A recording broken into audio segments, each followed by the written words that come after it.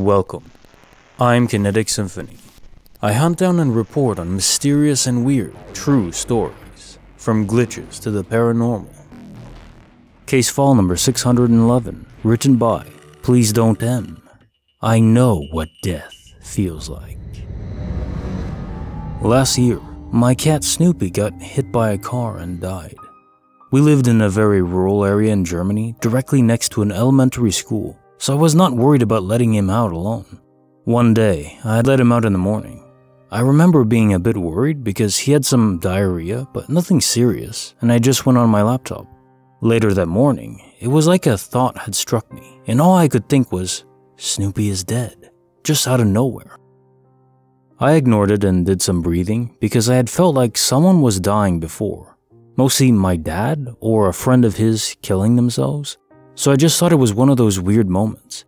I usually check in with my dad when that happens, just in case. Or maybe because I want to keep him from doing it. He's bipolar, so it would make sense. I had never felt any of that for my cat though. Anyways, after a few hours, I hear someone knocking on the door and my mom answering it. I hear her say, "Oh no," and then walk up to my door and I'm thinking, wouldn't it be insane if Snoopy was actually dead? He was. The only thing I could reply to my mom was, I knew it. When I went out to get him, he was lying on the side of the street next to our house, completely cold and starting to smell. He must have died a few hours before that, around the time I had that strange feeling. Needless to say, I still check in with my dad when I get that weird feeling. Case notes, file number 611. There's a known phenomenon, especially in those with high empathy, where they can legitimately feel the pain of others. Our brains can replicate certain sensations of sorrow, grief, sometimes even physical pain of those around us who we love if they're suffering. Whenever this is studied, it's always with visual examples, direct sight, or at least written and acknowledged. Still, those empathy centers can light up as long as the information is received to the brain, even if it's subconscious. I don't know exactly how the information is being received into our brains, but there's no denying at this point that we are able to receive it for those to whom we're connected to, across great distances even. Countless stories I've read of people knowing something is wrong with their spouse or parents, even grandparents. They literally feel it, feeling of dread. And yes, even our pets. My bet is it's dependent on how active they are in our minds. The more we think about them, the more pronounced the connection is, and the more visceral it hits us if something happens to them. In many cases, it's gut-wrenching. Rest in peace, Snoopy. Creepy file number 17, written by Zim Beam. When the forest stalks its prey. At the time this happened, I was a 13-year-old female. So this happened 2 years ago and I was fairly naive. I was a major introvert, only friends with a few people in my class. I wanted to be social, but I preferred to be alone and read or write. Classic nerd things. In early November, I got a text on my phone that was from a few classmates whose phone numbers I had, and around one or two I couldn't recognize. It was a group chat, asking if we wanted to hang out at night near a park at our school. My parents, being strict and paranoid, would never let me go. Luckily, or what I thought was luck, they were heading out for an overnight trip. They would be back around 4 in the morning. Everything fell into place, I guess. Once my parents left around 8-ish, I ran out the door and made my way to the park. The one thing I made sure to do was lock the door. My parents were paranoid after all, and it was their biggest thing that they engraved into me, lock the door. Once I arrived at the park, I noticed a creepy figure near the edge of the woods. No one else seemed to notice it, and I already had enough reputation as a weirdo who was true crime obsessed, so I didn't mention it.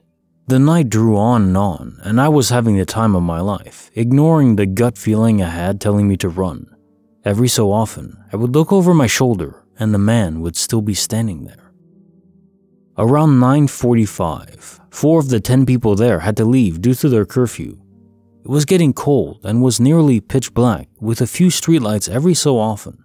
The rest of us decided to go as well, since it felt more eerie and quiet now.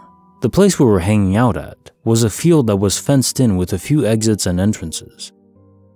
A large, wide field with a small park in the back and our giant middle school behind us.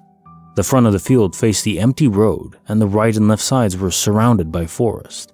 All of the people left were getting picked up by cars, meaning that they went the opposite way of the road since that's where the parking lot was. The man stood by the right forest/road exit that I needed to take to get home.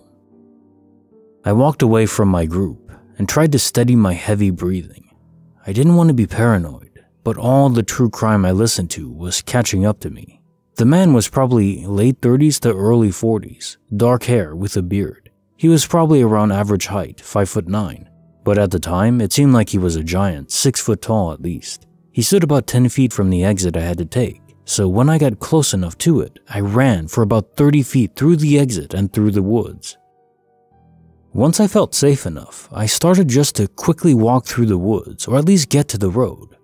I heard a snap and a crunch from behind me. I stopped walking for a second and quickly checked over my shoulder. Around 15 feet behind me stood the very same man. He was walking slowly behind me, almost as if he was trying not to be suspicious, but it only made my fear worse. I turned around and walked so quickly, I was basically jogging. I lived about 10 minutes away from the park we had hung out at, and I wasn't athletic enough to run home. After around 7 minutes of walking fast, I was in my neighborhood. I knew that I could run to my house if I had to, from here, so I checked to see if he was still trailing behind me.